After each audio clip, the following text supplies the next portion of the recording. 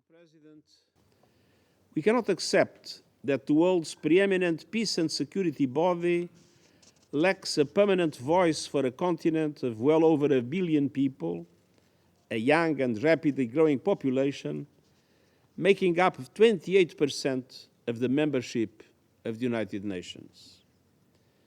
Nor can we accept that Africa's views are undervalued on questions of peace and security, both on the continent and around the world. Of the Second World War, and reflects nearly half of all country-specific or regional conflicts on your agenda concern Africa. They are often exacerbated by greed for Africa's resources, which are vital to the global economy, and further spread and aggravated by the interference of external actors. The message is clear: there can be no global security without African security. Meanwhile, African countries are ground down by crushing debt burdens and the lack of financing thanks to the global financial architecture in which they are underrepresented and denied the level of support they require. Through 39 of the Council's provisional rules, the delegation of the European Union.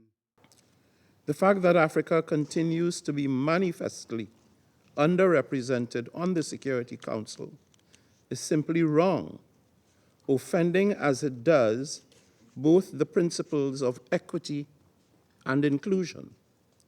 It runs counter to the principle of sovereign equality of states and calls for urgency to reform this institution to reflect the world as it is now rather than what it was nearly 80 years ago.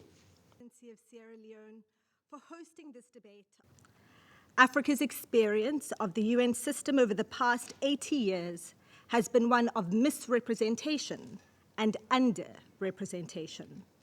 Misrepresentation and the perpetuation of narratives of the continent as a basket case of uncivilized and backward societies who are always recipients of aid rather than agents of progress.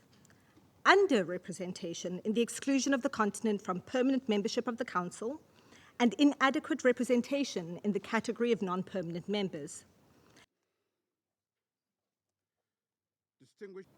Nearly 80 years after its creation, the Council has been stuck in history. Its imbalanced composition is at odds with current realities and unjust, undermining its legitimacy and effectiveness. Africa remains the unquestionable victim. With the absence of structural change, the Security Council's performance and legitimacy remains questionable. Co-chair's element paper. Africa demands 2 permanent seats in the UN Security Council and 2 additional non-permanent seats, bringing the total number of non-permanent seats to 5. The African Union will choose the African permanent members. Africa wants the veto abolished.